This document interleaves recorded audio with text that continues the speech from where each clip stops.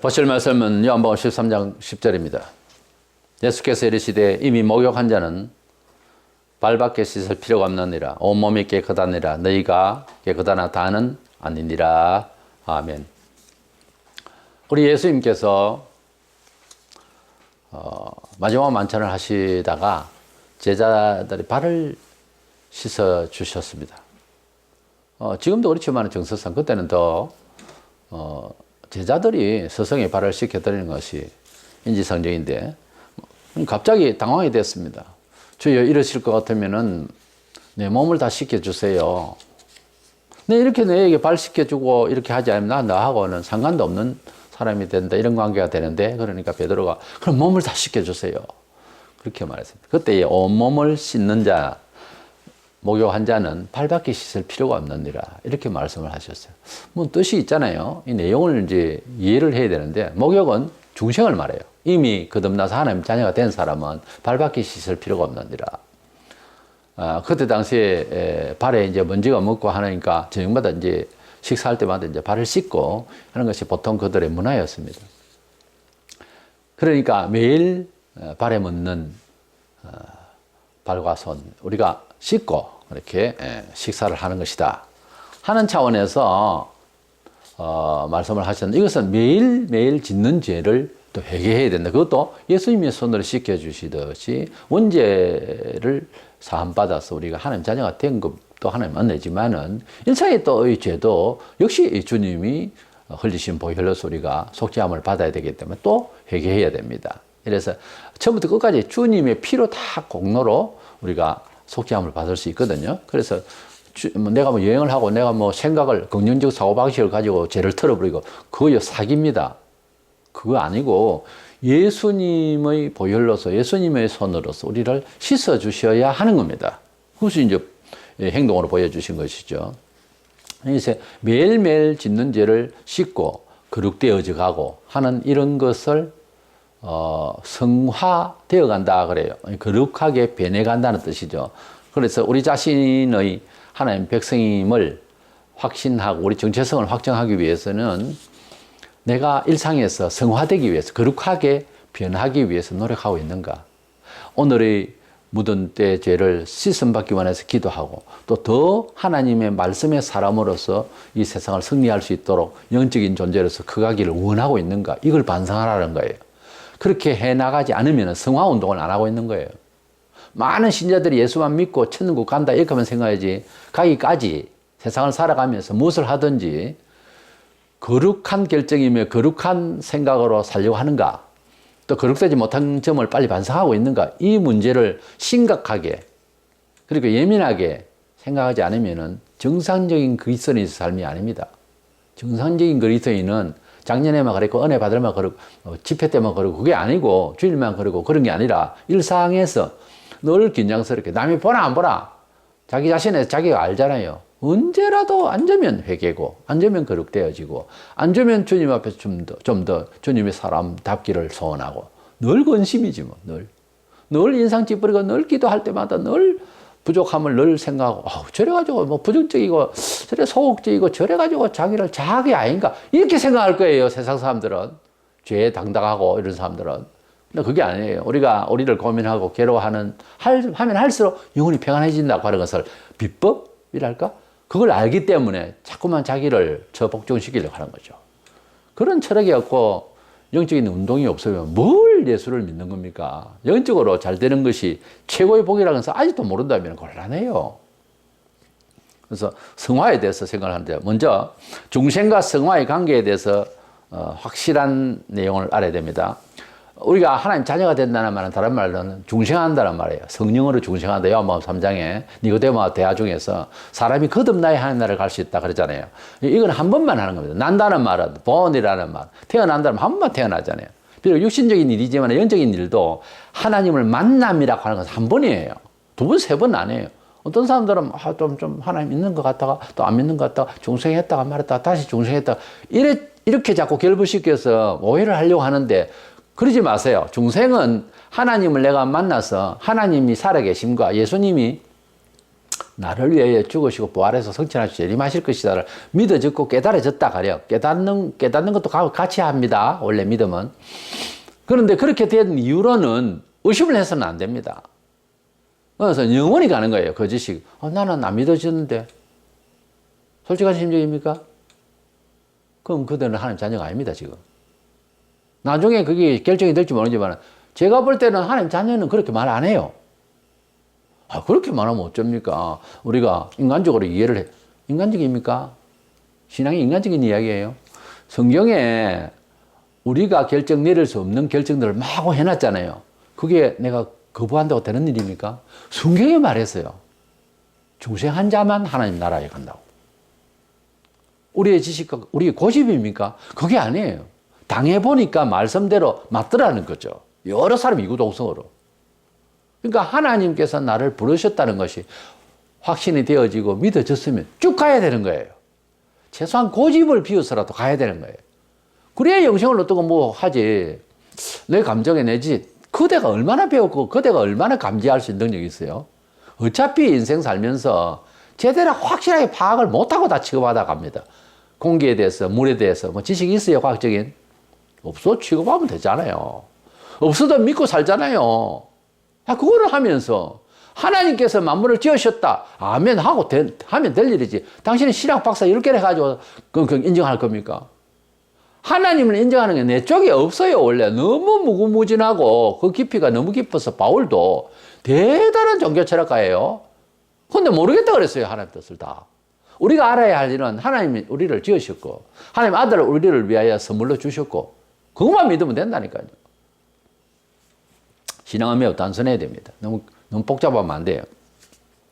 그래서 우리가 구원을 받을 때는 그렇게 됐는데 그것을 이제 거룩하게 잘 사느냐, 착하게 사느냐, 예수 교인답게 사느냐, 거기에 자꾸만 신경을 쓰고 과도하게 쓰면은 나 구원 못 받았나 보다. 이렇게 잘못되고 있거든요. 그거 다 도덕 윤리 사상입니다. 유대인들도 오랜 전통 속에서 율법적으로 하나님을 잘 경외해야 된다. 뭐 여기에 부담을 가졌기 때문에 동양에는 뭐 윤리적인 도덕적인 게 공자의 가르침이 있잖아요. 그러니까 비슷해요. 거기에 짓눌려서 근성이 그래, 근성이. 사고방식 자체가 툭 튀어나오는 생각이, 양심이 툭 나온다는 게 윤리의식. 하나님이 날 착하게 볼까? 이게 아니라니까요. 그걸 빨리 안 깨우치면 평생 고생합니다. 죄를 주님이 다 짊어지고 가셨어요. 털어버렸어요. 주여, 잘못됐습니다. 말 한마디만 족할 거. 말 한마디만 족. 그걸 안 한다고 하는 것은 당신의 지혜가 있어서 고집 피우는 그게 나름 지혜라고 생각. 그게 아니라니까요. 그거다 도덕주의로 가버리면 이거면 더 힘든 거야. 그래서 항상 조심해야 돼요. 유다서 1장 3절에 보면 성도에게 단번에 주신 믿음의 도를 위하여 힘써 싸우라는 편지로 너희를 권하여야 할 필요를 느꼈노니 성도에게 단번에 주신 믿음의 도라. 다른 종교는 도를 닦아야 되고 많은 걸 뭐 착해야 되고 어쩌고 하는 이런 행위를 수반하는 구원을 이야기하고 종교를 이야기하고 가르침을 이야기하지만은 기독교는 단번에 주신 믿음의 도가 뭐죠? 중생을 말해요. 예수 그리스도를 믿으면 구원받는다. 이것을 받아들인 사람은 이미 하나님 자녀가 되는 믿음의 도단에 올라간 거예요. 그러니까 단번에 주신 믿음이라고 했어요. 에베소 4장 13절 우리가 다 하나님의 아들을 믿는 것과 아는 일이 하나가 되어 온전한 사람을 이루어 그리스도의 장성한 분량이 충만한 데까지 이르리니 이거는 예수를 닮아가되 그리스도를 완전히 닮아갈 수 있는 뭐 완전한 게 할 수는 없습니다만 그리스도의 장성한 데까지 분량을 이제 채우기까지 그렇게 충만하게 예수 사람으로 변해가는 말씀을 에베소 4장 14절 말씀하고 있습니다. 이것은 뭡니까? 성화예요. 성화는 다른 말로는 성경적으로 교인답게 잘 살아가는 더 좋아지는 믿음. 이것을 성화된다라고. 이것도 다 하나님 은혜로 되는 건데요. 가만히 앉아서 멍청하게 되는 게 아닙니다. 우리가 관심도 없고 하나님에 대해서 오히려 반박하고 감사할 줄도 모르고 지능이 안 됐어요. 근데 외국에 선교사 와가지고 복음을 전했습니다.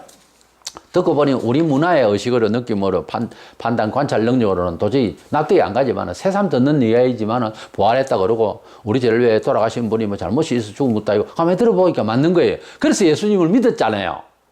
그거는 가만히 있는데 왔잖아요. 복음이. 그 이유가 있냐 문제인데 그 이유에 은총을 받기도 하고 하나님 간섭 속에서 잘 되어지기도 하고요. 잘 되어져야 되겠고 비록 뭐 핍박을 받고 순교까지 하더라도 잘 될 때는 잘 돼야 될 것 아닙니까? 이런 과정은 하나님이 기뻐하실 제도적 하나님 말씀의 가치대로 살리고 성경대로 살려고 성경의 교훈을 따라 살려고 하는 노력이 우리에게 필요해요. 이것을 성화 운동이라고 해요. 자기를 좀 더 그리스도인 다음에 주님이 원하시는 교훈 다음에 사람이 되기 위해서는 가만히 있어서는 이건 이제 안 되는 거예요. 이때부터는 우리가 하나님 앞에서 행동이 필요하고 인내가 필요하고 열심히 필요해요. 그렇기 때문에 상을 준다 그랬어요. 우리가 예수 믿는다고 상 받아요? 그건 아니잖아요. 우리가 언제 예수 달라고 서양 사람들에게 편지를 보내세요 요청을 했어요. 왔어요. 성령께서 하나님께서 우리를 구원하시려고 그 놀라운 은총에 복음이 들어온 거예요. 외부로부터 그냥 들어온 거예요. 이거는 피동적인 거예요. 근데 성화도 하나님의 은혜를 받아야 됩니다만은 우리 입장에서 상을 받게 되는 잘 되게 되는 은총을 받게 되는 이 일은 우리의 노력이 필요해요. 우리 주님께서 인내하라. 구원받기 위해서 뭐 영생을 얻기 위해서 우리가 인내하고 도덕을 쌓고 한다고 해서 된다 이런 말씀이 있어요. 오히려 그걸 방지해요. 나무래고. 그건 아니고 우리가 은총을 받고 하나님이 함께 하시고 하나님 문화에 간섭해 주시고 도와주시고 뭐 어떤 일이 있더라도 하나님께서 다시 세워주시고 하는 이 은총과 기적을 얻으려면 우리는 이제 우리의 노력이 필요하다는 거죠. 그런 가운데서 우리 영혼이 더 잘 되어지고 경험이 더 되어지고 더 하나님의 사람답게 살아갈 수 있는 사람으로 성숙, 인격적 성숙, 영적인 성숙이 성화라고 그래요. 그래서 성경에는 단번에 주신 믿음이라는 말도 있고 믿음의 분량이 자꾸만 자라나게 되는 과정도 있는 거예요. 그런데 우리가 이 세상을 살아가면서 매우 안타까운 것은 뻘이 알면서도 하나님 자녀답게 살아가는 그 성숙한 생활이 성장을 하는데 굉장히 느릿느릿해요. 우리 사람이 죄는 빨리 크고요. 의는 빨리 안 큽니다. 세상에 식물도 그렇습니다. 참 귀한 거는 빨리 안 자라요. 그 원리니까 그걸 답답해 할 것은 아닙니다. 답답한 심정이긴 하지만 그것을 말이죠. 토로하고 뭐 불만하고 할 수는 없는 거예요.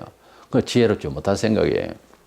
로마 7장 21절에 보면 그러므로 내가 한 법을 깨달았노니 선을 행하기 원하나 나에게 악이 함께 있다.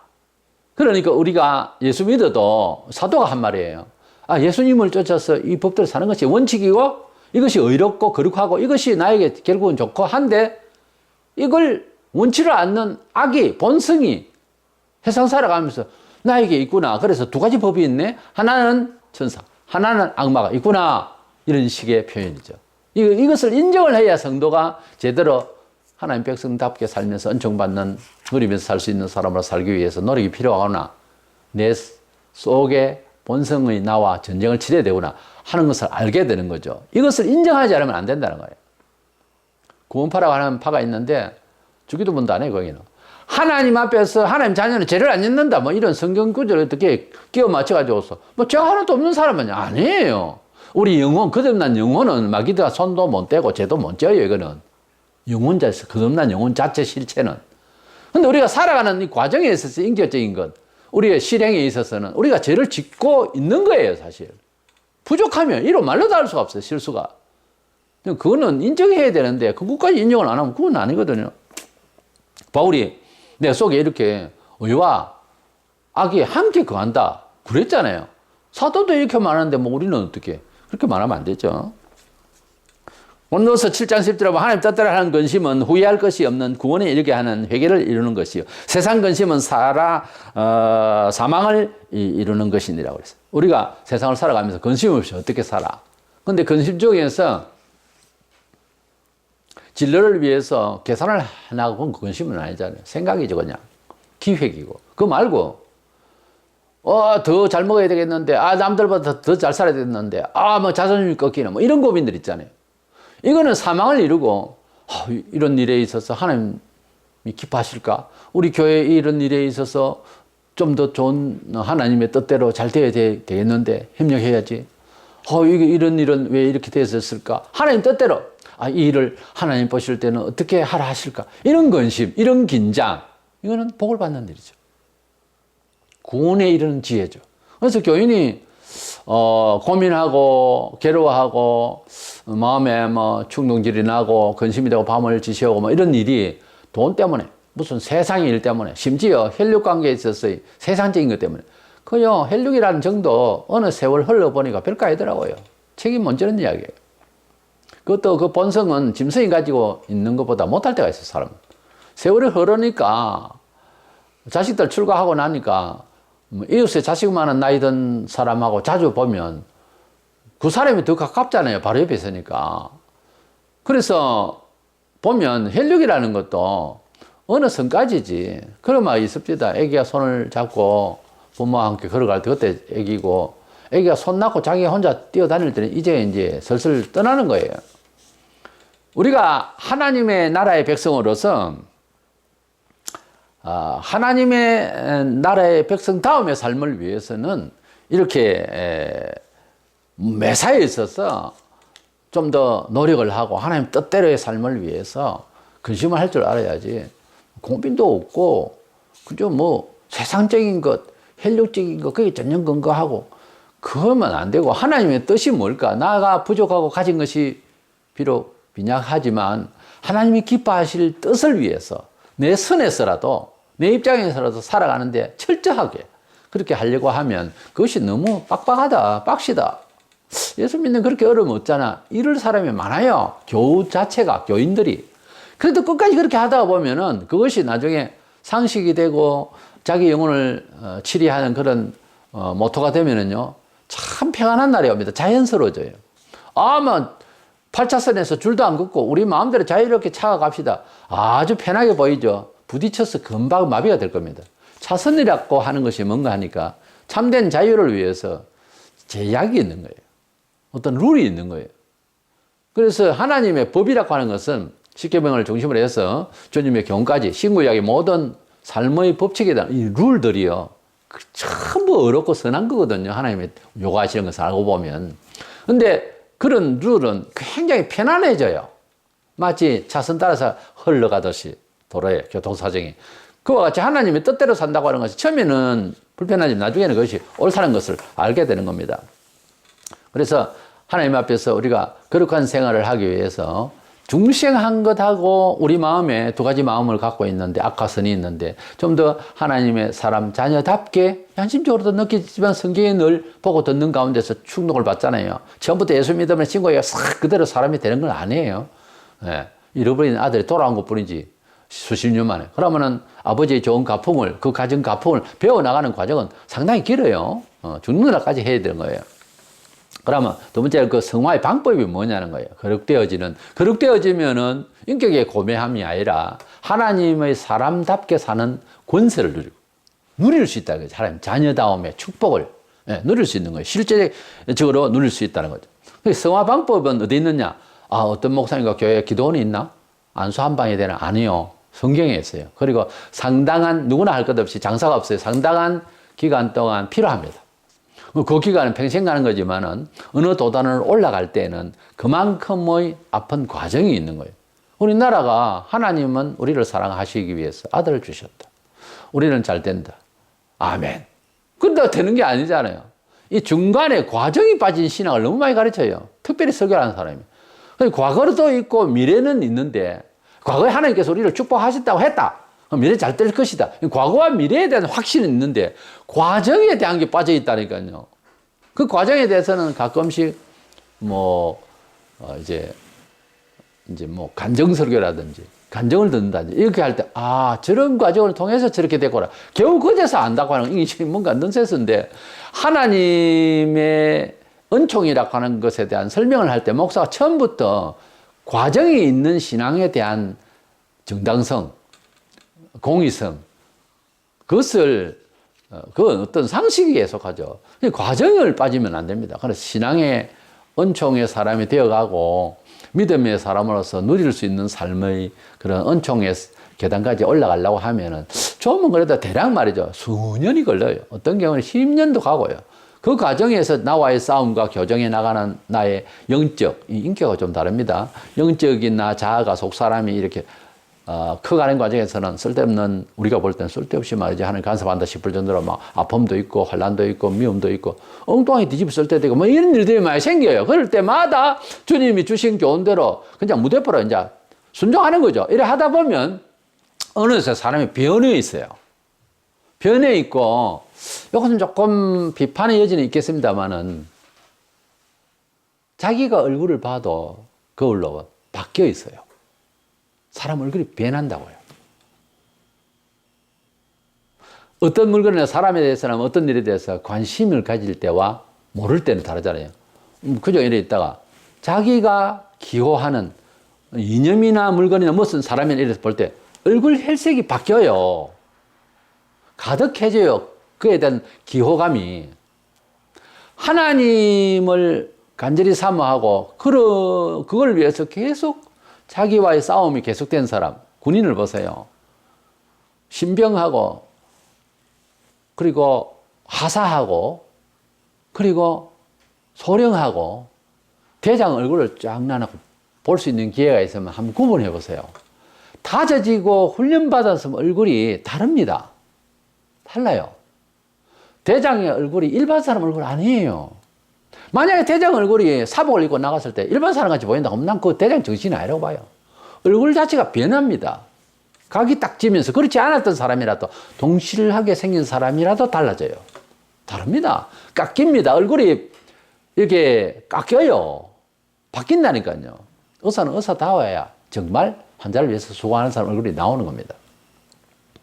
목사도 진리를 위해서 일하는 사람의 얼굴이 바뀌어야 되는 거예요. 그렇게 보여야 되는 거예요. 얼굴에 책임져야 됩니다. 링컨은 40에 얼굴에 책임지라 했어요. 얼굴에 책임지는 게 맞아요. 우리가 말은 천사같이 하는데 얼굴을 볼 때는 조폭 같다. 그 사람은 조폭이죠. 천사 아닙니다. 그렇지 않지요. 외모 보고. 내가 지금 말하는 건 외모라는 것이 아니에요. 풍기는 게 있어요. 사람이 책 한 권 딱 읽은 사람하고 1000권을 읽은 사람은 어떻게 얼굴이 바뀌었습니까? 얼굴이 바뀝니다. 얼굴이 바뀌어요. 빛이 바뀌고 얼굴이 바뀌는 얼굴 자체가 바뀌어요. 그러니까 성화는 분명히 현실성이 있어요. 자기 자신도 알고 남도 알아요. 어떻게 할까요? 몇 가지를 소개하면 첫째, 내가 거룩되어지고 좋은 사람으로 세상을 하나님의 자녀의 권세를 누리면서 살고 은총을 받으면서 살겠다. 성경입니다. 요한복음 17장 17절에 저희를 진리로 거룩하게 하옵소서. 아버지의 말씀은 진리니이다. 예수님이 기도하실 때에 제자들을 위해서, 믿는 자를 위하여, 저희를 위하여 기도하오니 저희들이 진리로 거룩하게 하옵소서. 하나님의 말씀의 진리로 거룩되어진다. 그러면 구체적으로 성경을 많이 읽는 생활, 듣는 생활, 깨닫기를 열심으로 연구하는 생활, 그리고 성경 진리를 설명하는 데 많이 참여하고 듣고 보는 생활, 대단히 중요합니다. 물론 체계적으로 배워야 되고 요즘 이단들이 또 성경 가르친다고 엉뚱한 소리를 하는데, 그런데 이상한 데 가지 말고 좀 객관성 있고 공적인 그런 신앙 전통성이 있는 곳에서 성경을 자꾸 배워야 됩니다. 성경 공부하는데도 빠져, 나 바쁘고 회사 생활, 그러면 세월만 계속하고 그 영혼이 어떻게 되겠습니까? 예. 오래 다녔는데 오래 다녔다는 명목으로 집사가 되었다. 근데 집사에게 평신도가 아무것도 직분도 없는 사람이 뭘 묻는다. 믿음의 스승이라고, 선배라고. 근데 아무것도 모른다. 얼마나 부끄러운 일이요. 최소한 그렇게 살고 안 살고를 떠나 성경은 알고나 있어야지. 신구약 성경을 한 번도 안 읽은 사람이 집사를 한다. 난 절대 반대입니다. 말이 안 되는 이야기예요. 집사가 누구요? 그 집의 일을 맡아 수고하는 사람이에요. 한마디로 그 명칭의 본래 의의가 성경에도 그렇게 나오고, 그 다음에 거룩되어지는, 영적으로 잘 되어지는 강하게 기도함으로 되어집니다. 누가복음 11장 13절에 너희가 악할지라도 좋은 것을 자식에게 줄 줄 알거든 하물며 너희 하늘 아버지께서 구하는 자에게 성령을 주시지 않겠느냐. 성령 충만함을 받고 성령의 사람이 되어지고 하는 것은 성경을 기록하신 성경입니다. 그러니까 성령입니다. 성령님이 우리에게 감동하시면 반드시 성경의 진리대로 성공적으로 살 수 있도록 도와주세요. 안내하시고. 내가 하려고 하면 한계가 오고 힘이 들어. 지쳐. 하기 싫어, 교회 일도. 근데 성령께서 우리에게 옷 입혀주시고 마음에 감동하시면 가벼워져요, 일이. 하고 싶어지고 끝없이 하고 싶어져요. 일이 조금 쉬워져요. 그래야 할 만하죠. 이게 다 같이 객관적으로, 그건 뭐 일을 많이 하면은 뭐 숫자식으로 50보다 100이 크지. 이런 식으로 생각하고 일을 하려면 교회를 못 합니다. 딱 한계가 와요. 한계가 오고 나중에는 어쩌면 반박이 와버리네. 이해하죠. 하나님께서 이해하죠. 그러니까 니 하지 마라 그러지. 그러나 성령께서 딱 감화를 하시고 성령께서 일을 하려고 하실 때는 나 자신도 하나님 이 일 못하게 하지 마세요. 내 지금 목숨 걸었습니다. 막 이렇게 나가야 돼요. 왜냐하면 성령께서 인도하시면 막 쫓아가는 거예요. 내가 가면서 끌고 오는 게 아니고 일을 성령께서 앞에 가면서 쟁이가 지고 가면은 소가 앞서서 가면 성령께서 소처럼 막 가면 흙이 그냥 막 뒤집어지는 거죠, 쟁이에. 그런 식이라니까요. 감각이 많이 달라요. 그러니까 성령님의 인도를 받는 것이 매우 중요하죠. 그것은 기도로 되어진다. 디모데전서 4장 5절에 하나님의 말씀과 기도로 거룩하여집니다. 기도는 너무 우리에게 여러 가지 효력을 주는데 우리가 거룩한 생각, 바른 판단, 후회하지 않을 성공적인 하나님의 뜻대로의 삶을 기적을 창조할 수 있는 최고 큰 통로입니다. 기도. 돈이 됩니까? 뭐가 됩니까? 기도. 기도는 우리에게 성공적인 큰 하나님이 주신 처세입니다. 세 번째로는 우리가 거룩되어진다. 하나님의 자녀답고 더 믿음이 강해지고 웬만한 그거는 뭐 교회식으로 다 살 수 있는, 처신할 수 있는 사람이 되어서 또 은총까지 누려서 사람들에게 나눌 수 있을 만큼 또 말해줄 수 있을 만큼 그런 기쁨을 가지고 있는 놀라운 현실적인 거는 은총의 사람이 되려면요. 먼저는 고난을 받아야 됩니다. 이 고난을 받는다고 하는 것은 억지가 아니고요. 야고보 1장 4절에 인내를 온전히 이루라. 이는 너희로 온전하고 구비하여 조금도 부족함이 없게 하려 함이라 그랬어요. 예수 믿으면 고난을 받는다는 말은 드러나 봐야 되는데 장교회 와서 은총 받아서 사랑 받으세요. 하나님 사랑받기 위해서 딱 맞는 사람입니다. 당신은 뭐 이런 소리나 듣고 근데 교회 잘 왔습니다. 그런데 어쩌지요? 당신 예수 믿는 사람으로서 복되고 살아가려면은 완전히 뒤집어져야 되는데 많이 고통이 있을 겁니다. 생각지도 않는 어려움도 올 것이고 심지어 집에 도둑도 올 것이고 별일이 다 있을 건데 그래도 예수 끝까지 믿으려니까 그러면 열이 왔으면 9번 도망갈 거예요. 예수 믿으면은 구조적으로나 개인마다 좀 차이가 있지만은 절대적으로 환난이 옵니다. 나는 환난이 별로 없었어요. 이 말은 저는 별로 회개 안 했습니다. 하는 말입니다. 내가 자주 하는 말이지만 목사가 그 말을 들을 때는 조심히 가요. 얼마나 태만했으면 하나님의 간섭이 저래 없었을까. 왜?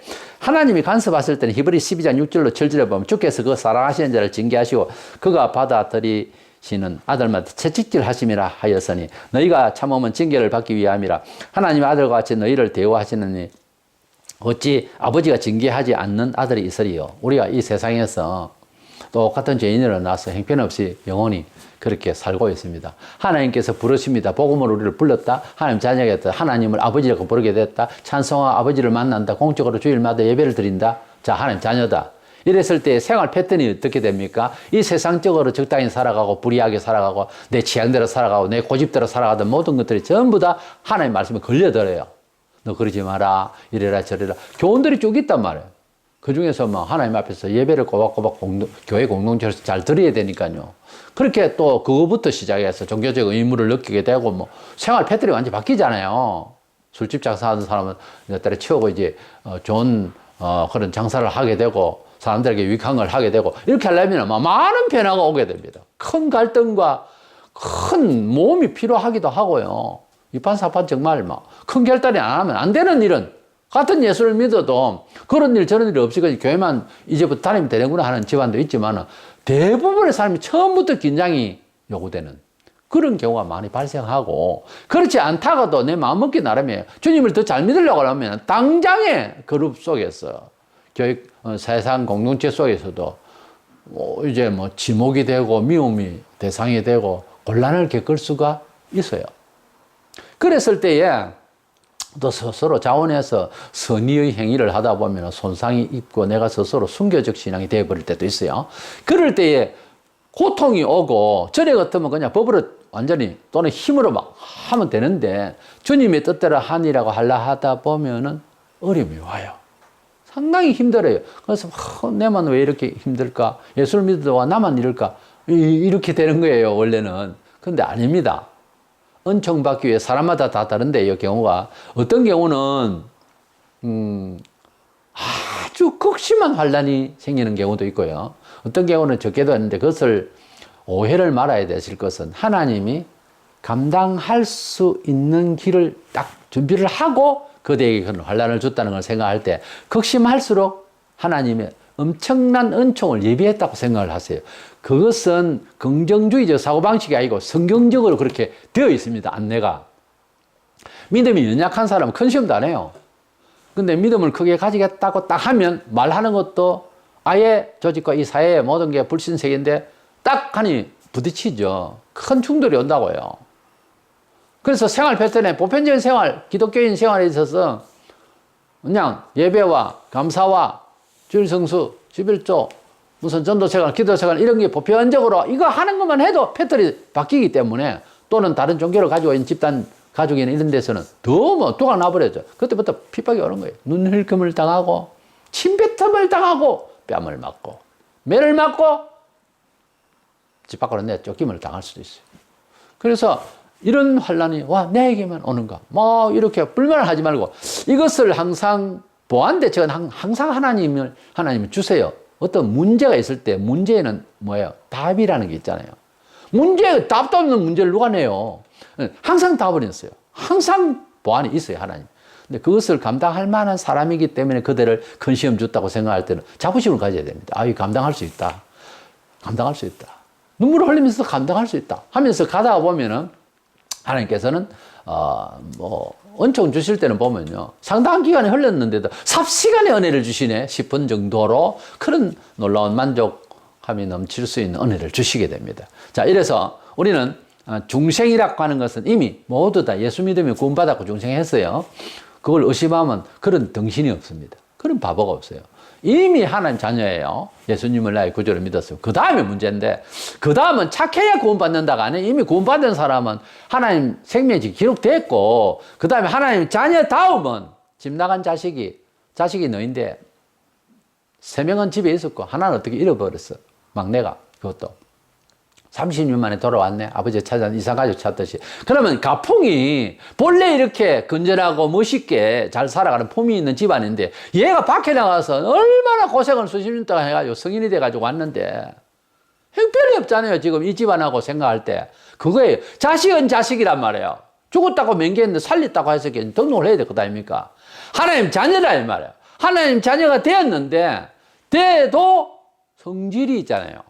세상적으로 살든 바깥에 놔둘든 그거는 이제 고쳐 나가야 되는데 시리에 빠져 낙담하고 나는 자녀가 아닌갑다. 왜 이 집에 우리 형님들하고는 다르냐? 다르지.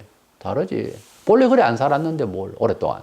그러니까 낙심할 일도 없고 나무랄 일도 안 해요. 예수님을 구주로 믿으면 고쳐 나가면 되거든요. 빠를수록 좋은데 그게 그렇게 금방은 안 될 거란 말이에요. 어디서 어떻게 살았는지 사람마다 다르지만은 경우가 어쨌든 어려울 거예요. 이대로 살기가 이 집의 가풍대로 그런다 이 집의 가풍대로 모든 사람이 선호해요. 그러면 당연히 따라야 되잖아요. 온 세상 역사가 기독교의 아름다운 정신을 갖다 아주 추앙합니다. 그러니까 이 좋은 집안 내 아버지 집의 가풍을 내 아버지 집의 가훈을 내 아버지 집의 이러한 위엄을 나도 닮아야 안 되겠어요. 이게 성화예요. 그래서 중생과 성화, 중생은 단번이고 성화는 계속된다. 이 점을 알고 결코 윤리적으로 도덕적으로 가지고 내 자신도 남도 비판하거나 뭐 자학을 하거나 이런 일이 없도록 하고 그 성화는 계속되어진다 하는 차원에서 낙심하지 않고 전진하는 저와 여러분 되시기를 원합니다.